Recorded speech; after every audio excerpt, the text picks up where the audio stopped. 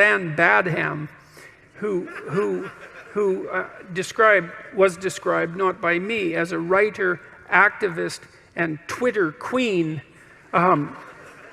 which is, I think, like being the Red Queen in Alice in Wonderland, something like that. I went on her Twitter site today to find out how many followers she has, but apparently I'm not one of them because I'm blocked. And it kind of surprises me because I didn't know that I'd ever tried to follow her. But anyways, she said, and this was interesting, she said, I'm a Christian and a Marxist. And I thought, no. You can only be a Christian and a Marxist if you, well, there's a couple of ways. One is that you just want to be all things that are good at once, regardless of their internal contradictions. And so that would be one reason. And another reason would be that you don't know anything about Christianity or Marxism. And then the next would be that you're just compartmentalized. You know, like there's this idea that people can't hold two contradictory thoughts in their mind at the same time. Well, that idea was formulated by someone who's never met a human being, because you can hold like 50 contradictory thoughts in your head at the same time, as you know, whenever you argue with someone that you love, because you love them and maybe you even like them, but you also hate them and you wish that you could just crush them right there and then. And so, like, that's a lot of contradictory ideas, and that's probably only like half the contradictory ideas that are running through your mind at the moment. You know, so man, you're so full of contradictions that it's just beyond belief. And the only time, I mean, I know this because I read undergraduate essays.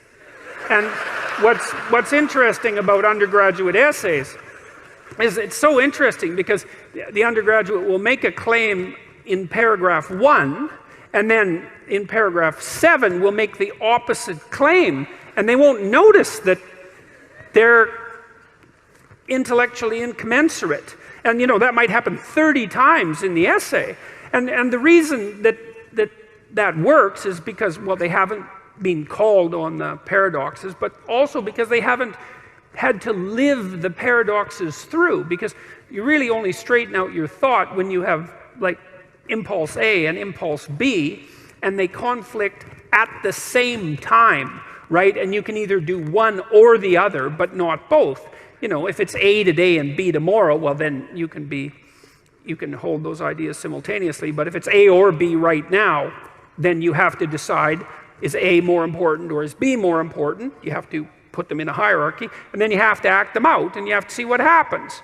And so then you find out if you're full of contradictions, and part of the way that you iron out your contradictions, which is very, very hard to do, is that you go out and you do a whole bunch of things in the world, like Socrates did. You go, you have your adventure in the world, and you put your ideas to the test, and those that work out in a paradoxical or counterproductive manner you dispense with or put lower on the priority list or something like that. And that's how you discover that, you know, you can't hold incommensurate views simultaneously. Carl Jung said that something like, paradoxical views that are not made conscious will be played out in the world as fate. And that's really worth thinking about too. So if you have your, let's call it your typical negative experience, you know, this thing that just seems to just keep happening to you, bad luck, let's call it, it's highly probable that there's a set of ideas that are occupying you, preoccupying you, possessing you, that are driving you in this direction continually, and that you can't or won't work out the contradiction, and as a consequence, you know, maybe you think every woman is your mother, and you haven't noticed that you think that, and that you know, and it is something that people think because women are, or mothers are women, and it's not a bad initial template, but you know, you gotta modify it to some degree. And you know, if that's an unconscious idea that you have and you continue to play it out, you may run into your continual habitual negative experience with women, and you'll wonder what the hell is wrong with women, but it isn't the women that has the problem, it's you. And if you run into problems with women all the time, then it's highly probable that the problem is you. So, not always, but generally. So let's go into this Marxist and Christian idea here just for a minute. So we'll start with some of the ideas of Marx.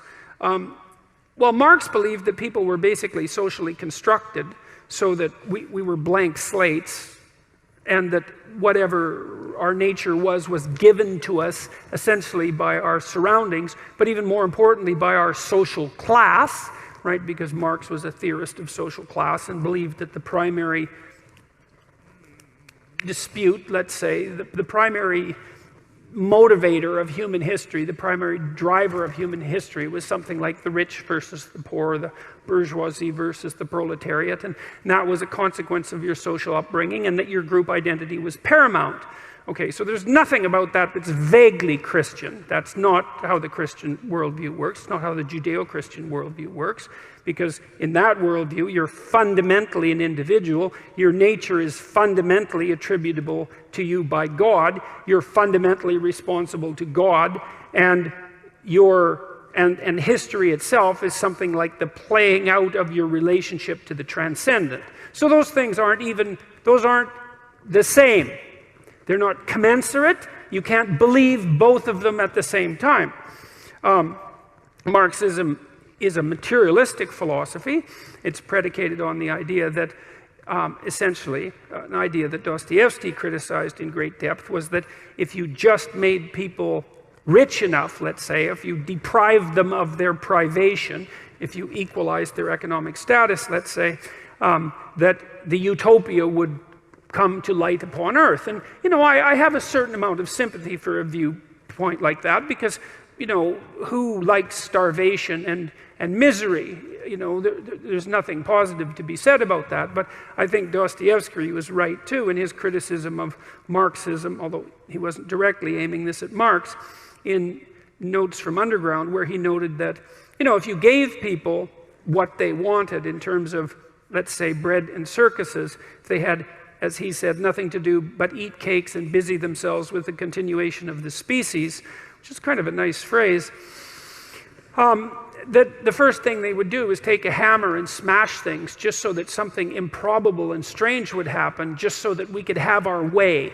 And it's kind of a recapitulation of the idea of original sin in Dostoevsky's subtle manner, is that we're the sorts of creatures that, what did he say? We're ungrateful. That's the thing that primarily distinguishes us from animals, is we're ungrateful and that we can curse. That was what he thought made us different than animals. And that even if we got what we wanted materially, that wouldn't satisfy us, because we're not the sorts of creatures that can be satisfied with material possessions, let's say, or material comfort, because it isn't even obvious that we're after comfort. I mean, what do you want? You want to just lay in a feather bed and eat peeled grapes all day? I mean, maybe for an hour or so, that might not be a bad idea, but, it's going to get dull pretty quick. You're going to go out looking for trouble.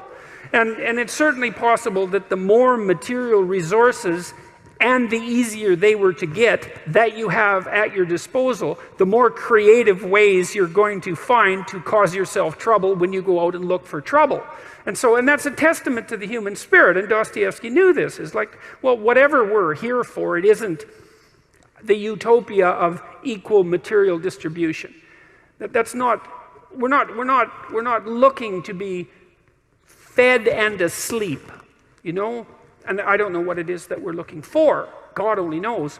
Maybe what we're looking for is to continually keep looking, something like that. I mean, that's the sorts of creatures that we are. But the materialist philosophy is that, well, if you just provided for people economically, problem over. And no, wrong.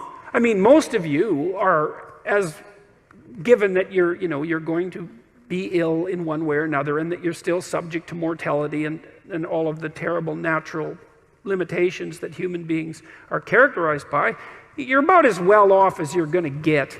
The economic data already show that once you have enough money so that bill collectors aren't chasing you, which basically puts you, say, at the kind of in the upper reaches of the working class, or maybe the lower end of the middle class, something like that, that additional money has absolutely no effect whatsoever on your self-reported well-being, which is something like a combination of positive emotion and absence of negative emotion. So you might like to think that, you know, if you were rich, your life would be better, and maybe it would be somewhat better, but it wouldn't be as much better as you might hope. And that's because you'd still have most of the problems that people have. You know, you still maybe wouldn't get along with your sister, and you'd still get divorced, and maybe you'd even be more likely to, and there'd still be illnesses that would beset you. You'd be able to deal with them perhaps with some degree of more urgency. And you'd still have the problem with what the hell your life is for, and what you're doing on the planet, and how to conduct yourself in the proper way. And so